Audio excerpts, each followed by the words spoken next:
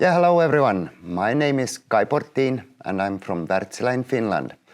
And I will today talk about how Wärtsilä and how we can all decarbonize the world by, for example, using new fuels, but also some other ways. I have been working in Wärtsilä developing engines for more than or almost 30 years now. So I will only tell you now what we are doing, and also I'll show you a little bit what we have done. So first of all, Wärtsilä and on the marine side, we are providing a product portfolio with upgradable solutions for a net zero future. We can divide it into three parts. First part is equipment, like propulsion equipment, engines, and after-treatment systems. Then we have also system part that you see on the lower side on the screen here. We have energy and power management system, also hybrid systems with batteries and a shore connection, for example. And then we are also making and developing fuel gas supply systems for the new fuels that are coming. It's not only the equipment and the systems that are giving a platform for a decarbonized world. It's also how you operate. So on the right side you can see what we can do, helping and working together with others, with you, for decarbonizing the world, with transactional services, with special agreements in service, in maintenance, and also in logistics. My part is mainly R&D on engines, and here we can see that we are focusing on 4 different areas. We are focusing on fuel flexibility and how to get the future fuels. We are also looking at the whole energy system, how to optimize them. For example, if you have more than one engine, how you can use 1 or 2 or 3 engines, when should you shut off and when should you put on a new engine, and who to steer that. And we are looking in our development how we can go towards the zero-emission maritime industry. Automation, digitalization is also playing an important part. How you can interconnect ships, how you can interconnect logistics, and also how you can interconnect the systems in our vessels. One thing that I always lift up, today we are talking a lot about climate change, CO2 emissions, and so on. But we cannot forget the local emissions, like smoke, particulates, and NOx, and SOx that we have been working for a long time to reduce in the world, where we also have regulation. Now when people are going over more to look at the CO2 emissions that is impacting on the climate change, we tend to forget what we have been working for so long. But I want to also stress that we should not forget, and we cannot forget when we develop our systems, that we also have local emissions, pollution that we all the time also need to mitigate and reduce. So both sides, local emissions and global emissions, both are equal important. How do we do it then? Yeah, today, if we look at the fuels that can be used now and in the future, which I will mostly talk about, is that you look at it, the world today, you see 2 alternatives mainly. You have diesel, heavy fuel, or you have gas-fueled vessels. This must change in some way and will change, but we know also that it will take time. First, if we look at it, what can we do already today? Yes, we can take in drop-in fuels. These I call those that you can use the same tank, you can use the same engines, you can use the same bunkering infrastructure and just fill it up. So you can fill it up with 5%, 20% or something more. And an example on these are, for example, biodiesels, like the HVOs ones that I, for example, use in my car. I drive a diesel car. I don't know if it's allowed to say, but I drive a diesel car, and every now and then I also then tank with our Neste My biodiesel. And I can fill half a tank, I can fill a full tank or whatever, and I don't see any difference. That's the easy part. That you can also do with the gas. So if you have LNG as fuel today, you can put liquefied biogas also, or liquefied biomethane into the same tank and continue as before. That's the first step, and that can be taken by everyone today already. The second step is to start to use new fuels, where you then would need new tanks, new fuel systems, new infrastructure. And as they come in slowly, gradually, perhaps you need to blend in the beginning.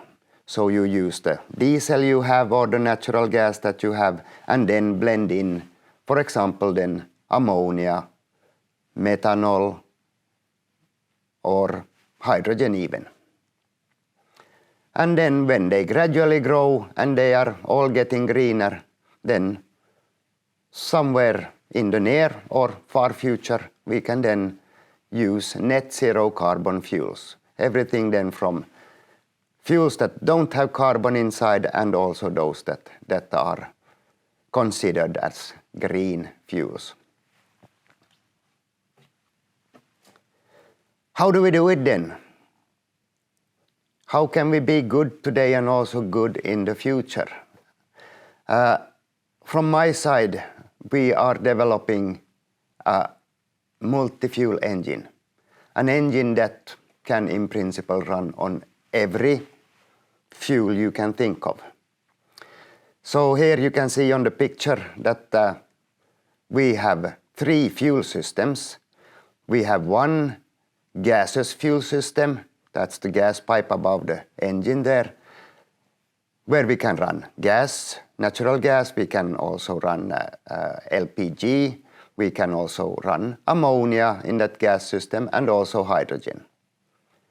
Then we have a second system for liquid fuel, high pressure liquid fuel system, where we can run everything from heavy fuel, diesel, but also then ammonia, methanol, and even ethanol. Perhaps not a good joke, but in Finland we don't have any excess ethanol. We drink it all, but all the other ones we have been testing so far. Then many of the new fuels, they don't ignite so easily, like natural gas, ammonia. So we also have a pilot fuel system where we put a small part of diesel, that can also be biodiesel, into the cylinder to get the fire started, so we then can burn the new fuel that we have. So this is the engine where you already today can use all of these fuels by themselves, more or less, or then mixing either before the engine or then in the engine. Just how you see that it's needed and wanted.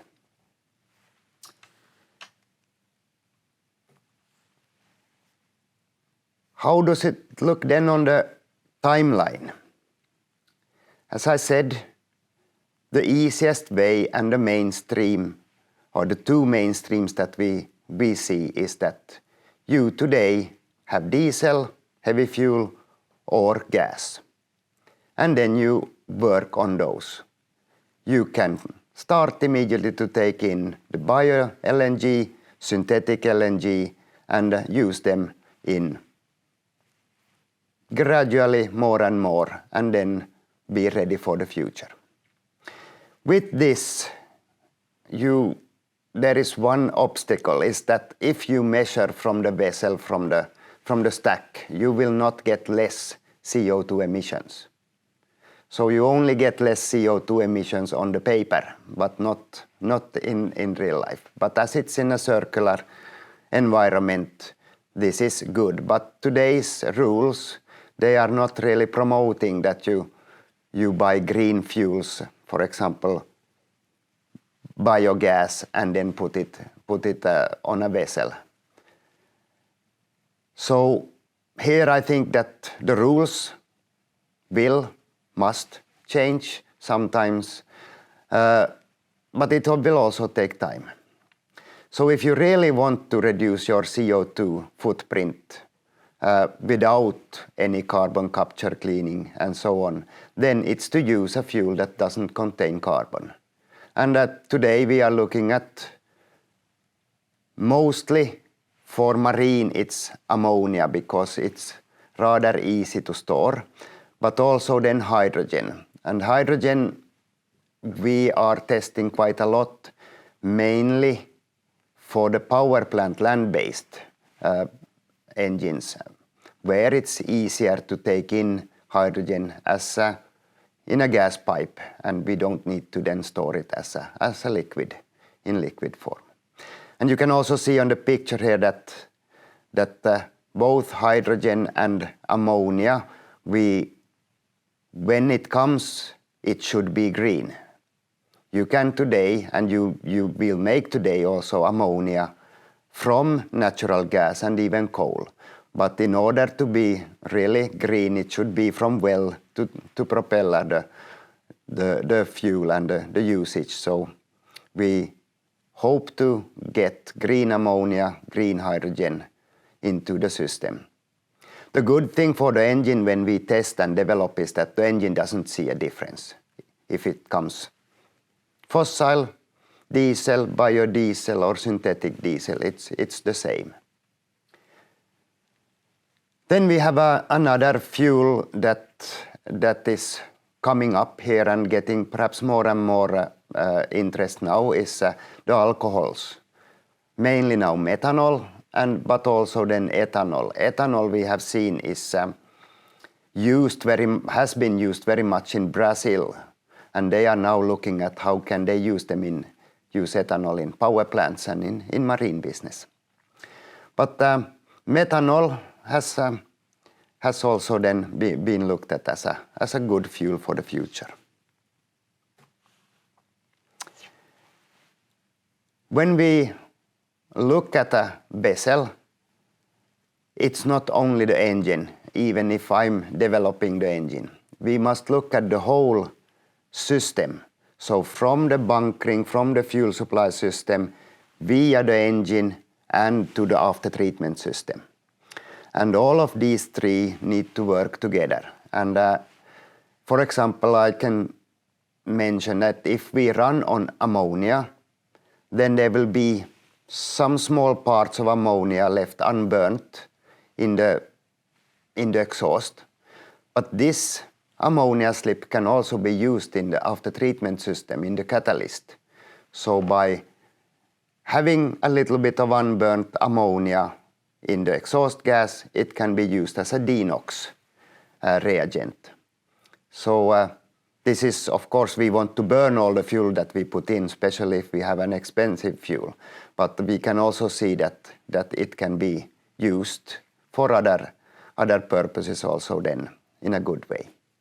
And when the whole system works well together, then and is controlled together, then you get the optimum solution. We at Wärtsilä, can we do everything ourselves? Absolutely not. We can see different areas where we all can help each other and where we need help and need to work together. First of all is to look at the regulatory, the legislation. For example, I took this with biofuel. I think that it's a big threshold to start to use biofuel if you don't have any gain of it. It only costs more. But if you would get a tax benefit or something else by using biodiesel or get it cheaper or something, then it would grow in interest. And also, when you develop something new, you want to know that this is a good development.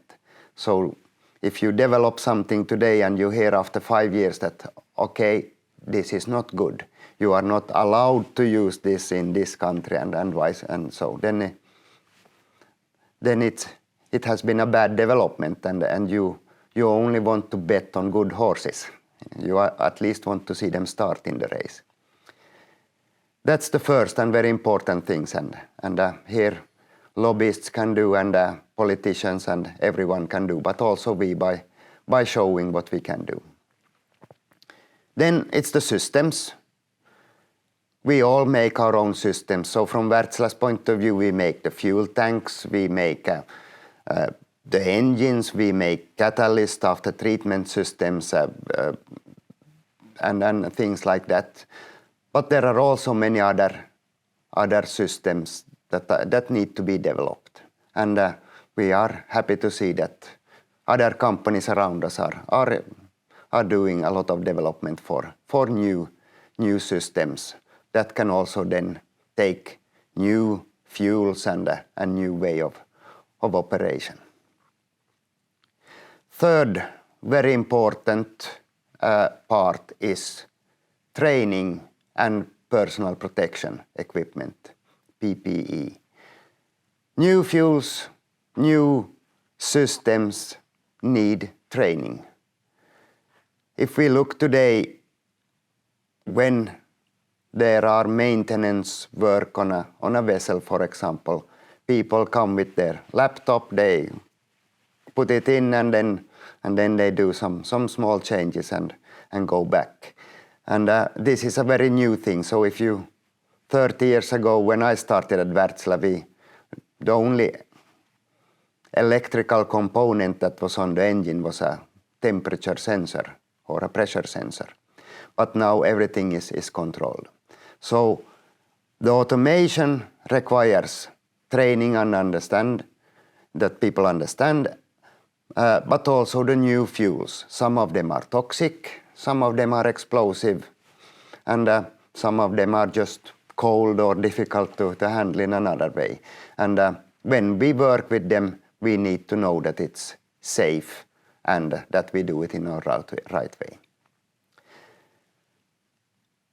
The next point is, even if you get new fuels, new systems and everything, you want and you need to have the same robust and safe operation on the vessel that you had before. You want to come as far as you could before. You want to have the same dynamics in loading, unloading of power on the engine, and you want to have the same availability of the vessel. And by then developing for new fuels, we also need to look at what can we do if we don't have that fuel, or if in the beginning there are some new things that we don't know yet that are perhaps slowing down the development and so on. And for that we are then using the multi-fuel solution, that we can always then go back on the traditional fuels, at least in the beginning, before we have all learned how to do it and use it. In the end, what will define what fuel is used and what systems are used is the fuel availability and the cost of operation. With availability, I mean both where can you get it geographically, can you get it in every harbor, and how much can you get? And then the second is how much will it cost? There also it can be good for an operator to be able to run on different fuels, as then if it's a peak in one fuel, then you can use the other fuel for some time and vice versa. Also, if the vessel is moved after usage from one place to another, then perhaps the infrastructure is totally different. So, everybody on board and let's do the work together. I will now show some examples here in the end on what we have been doing and what I am doing at the moment. First, hydrogen as fuel. Already 7 years ago, we got the input mainly from energy business. So Germany, they say that they want to start to add hydrogen into the natural gas grid. And they asked us then that can our power plants meet those targets with, for example, 20-30% of hydrogen in the natural gas infrastructure in the pipe. So we worked on that, and I can show you later what we did. And then we released that we could operate also with blendings with hydrogen. Then some years ago, we also started to look at what if it would be pure hydrogen engines, pure hydrogen power plants. And there we are now doing a lot of development and testing. So 7 years ago, Hanna Berg at the university in Helsinki, she helped us with testing and making master thesis on hydrogen blending up to 30%, what we gave her the task. Can the Wärtsilä engine run on such fuels in the future?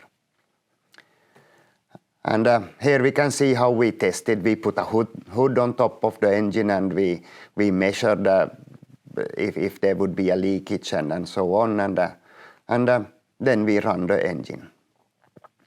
And the result was that, yes, we can do it if we only know how much hydrogen is mixed into the pipe. If it's smaller quantities, then we don't even have to know it. But with higher quantities, the engine need to know it in one way or the other.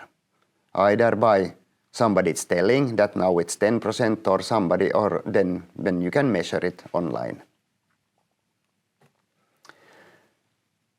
After that, it was quiet some years, but then in 2019 we started the pure hydrogen concepts, and here Alexander and Philip, they made both master theses on pure hydrogen engine concepts. One for an Otto type of engine, so low pressure hydrogen, and the other one on diesel combustion type, so with high pressure hydrogen.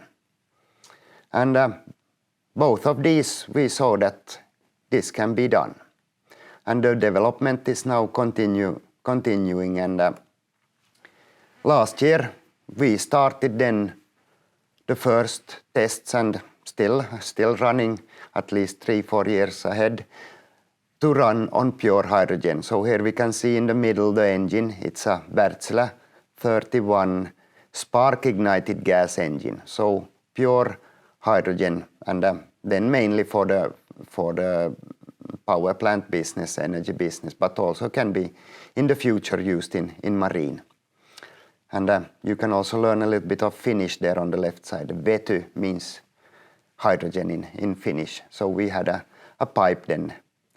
And we built up the system with a lot of safety, and now we are then running, testing different concepts on how to use hydrogen, pure hydrogen in our engines. Jumping over to another new fuel, ammonia. This is quite new for us. We started to look at it in 2019 because at that point it became a topic of discussion.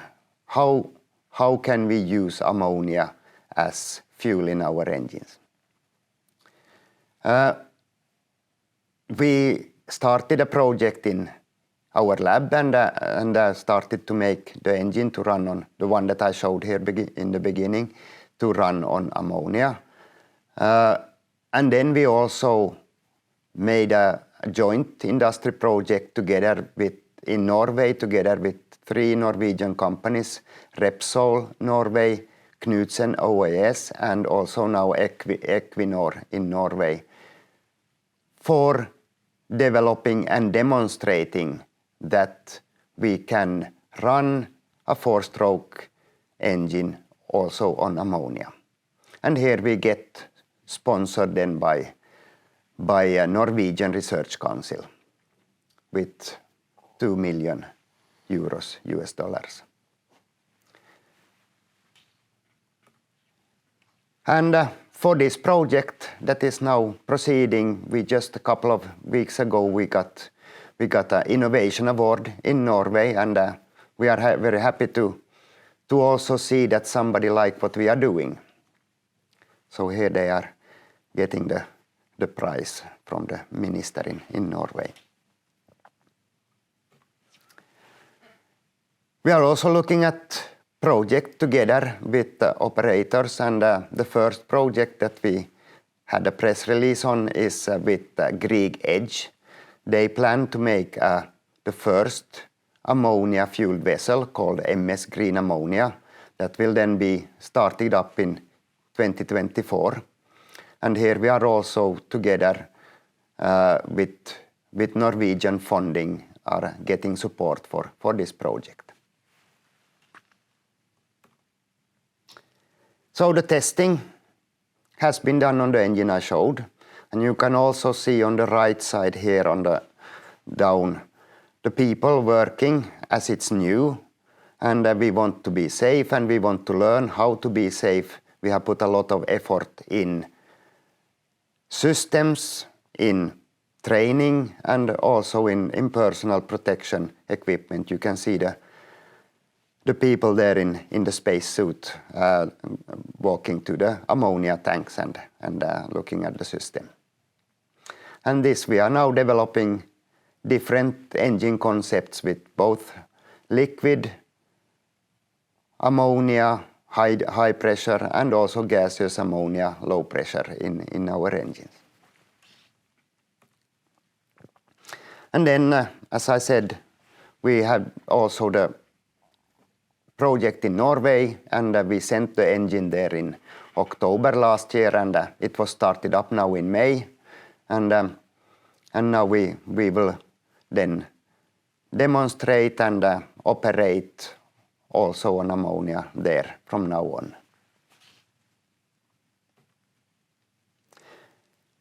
Results, will it give anything then if you have this engine and run on ammonia? I can just show a small glimpse of what we have done. Here we have been putting in 80% in mass ammonia and 20% diesel, and that means roughly 60% in energy. And we run at a normal, it's called marine power, so roughly 75% of the maximum power that is very much used in the marine side as a benchmarking point. And here we can see that with that we already got a carbon dioxide equivalent saving of nearly 60%. And if we remember what IMO targets has been is that 40% by 2030 and 70% by 2050, then we can also see that we are very close already to 2050. And this was not even with very stretched limits for us. So already in 2021 we could be at the level of where everyone should at least be in 2045 or somewhere there.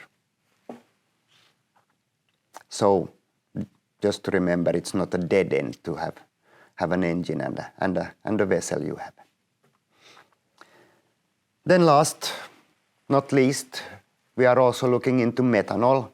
Already in 2015 we converted our engines and systems on this vessel, Stena Germanica, going from Gothenburg in Sweden to Kiel in Germany. And they have now been running more than 7 years on methanol as fuel. And they have 4 engines, and all of them can be used with methanol or with diesel. And the system works well, and they are always running, what I've heard, at least 1 engine on methanol. I think the biggest issue for them now has been the price of methanol is not competitive with diesel, so the gain in that sense has not been so good. But I think the showcase is very nice here, that they show that you can do it if you only want. After Stena Germanica it was quite quiet some years, but now the world has woken up, especially now in Denmark. Also here I'm sitting now in Iceland, so also here in Iceland, and then also in the Netherlands, that can we operate in the future on methanol. And because of that, or thanks to that, we have now also been making new engine sizes that can operate on methanol. And here you see then the Wärtsilä 32 engine that will now be delivered to our first customers in March 2023, running on methanol. Then going to the summary. Hope you are still with me here, and I can shortly say how we see the future and what's important. First of all, the decarbonizing of marine sector is urgent. We need to start now. And we are starting now.